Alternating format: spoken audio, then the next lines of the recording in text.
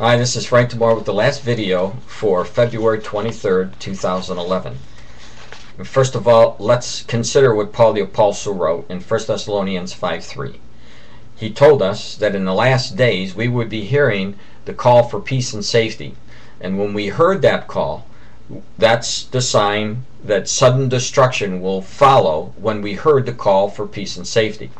Now, when you look at what Psalm 83 tells us about the war that's coming from all the bordering nations that surround Israel, and we see the current events, we know that the fulfillment of both of these prophecies are right at the doorstep, and I believe that soon it will be fulfilled. Now, there was an article that came out, just came out, that I saw, that it really focuses on both those prophecies, the Psalm 83 and this call for peace and safety. Here is let me put the picture up there for you so you can see it for yourself when you scroll down at my website, which is www.bibleprophecyman.com. You'll see this article there, and you can read the entire article if you would like. But it says, is the West Bank next? If Israel refuses to accept a viable peace deal, the revolt sweeping the Arab world will arrive in Palestine.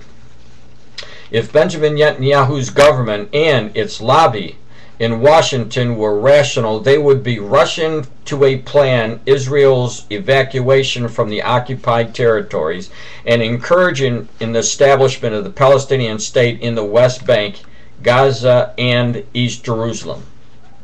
That is because they would understand that the Arab Revolution will not stop at the gates of the West Bank, especially when it is an occupation that unites virtually all Arabs and Muslims in common fury.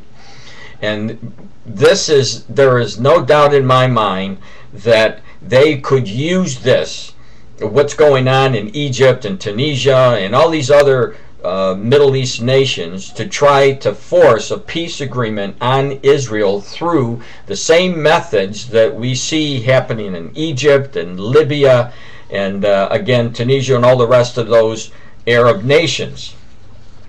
It goes on to say, as the Palestinians themselves, they are watching the revolutions with a combination of joy and humiliation.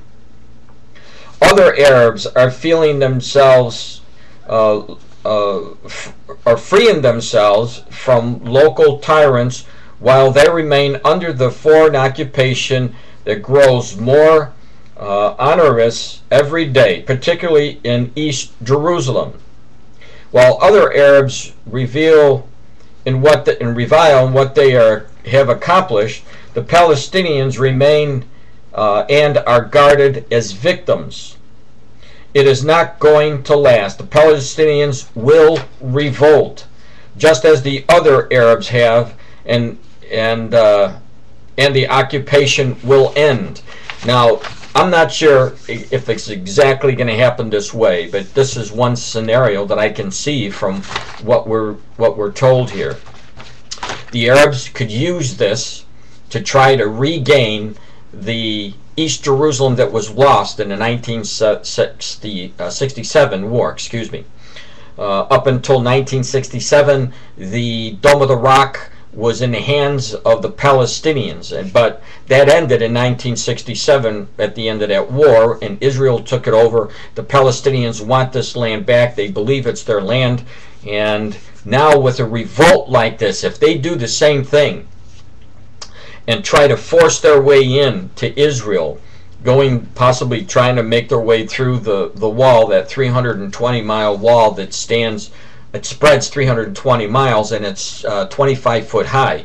If they continue to do the same kind of thing that we just saw in Egypt and Libya, I have no doubts that it would end up causing a war.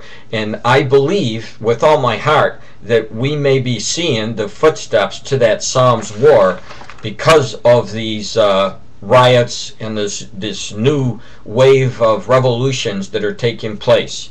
Now, we all know that Israel is the last remaining democracy in the Middle East, and this is one of the reasons why the Islamic leaders want to push the PLO to go in there, because if they can bring down Israel, they can bring down democracy in the Middle East. And believe me, the whole world will change if Israel is brought down. Now, we know from scriptures that that's not going to happen. We know from Psalm 83, we know from Ezekiel chapter 38, that God is going to protect Israel. They will be winning both of those wars.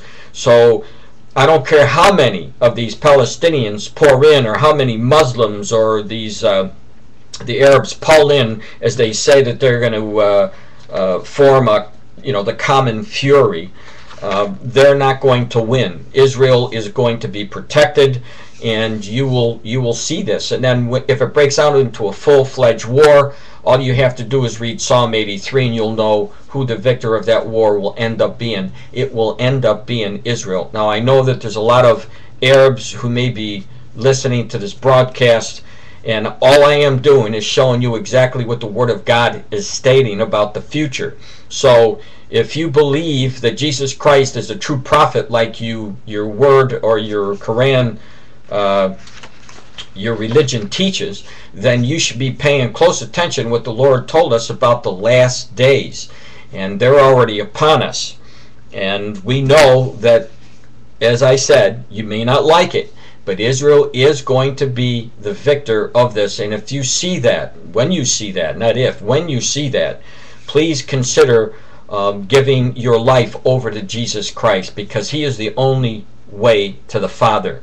And again, that's not a popular message for most Muslims, but that's in fact how it's going to end up being and how it is today. So if you don't have Christ in your life, believe me, the current events that you're going to see in the near future hopefully will propel you to bring down the hardness of your hearts and to give your life over to Christ. Thank you.